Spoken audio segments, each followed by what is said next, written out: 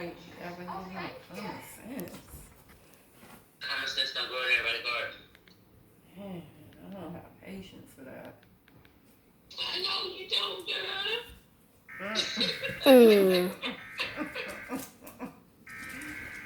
Yeah, just trying, but then I feel like I'm getting rude because I start rolling my eyes and ignoring it, and then be like, do whatever you want to do. Do whatever you want to do. I don't care. Do what you think is best to do. But you know where it comes from though, because if you stay on one thing, like don't stop, change, whatever the case may be, then a person can need to do it.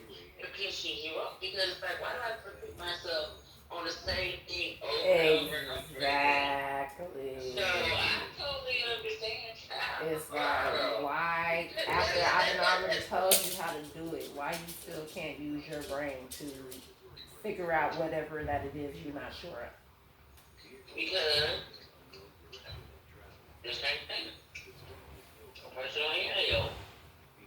I know. Yeah, that's all.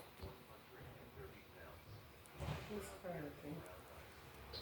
I'm telling you, I got to work until I was irritated. Why? It's not one of the patients, but one of the patients. You're one of the patients.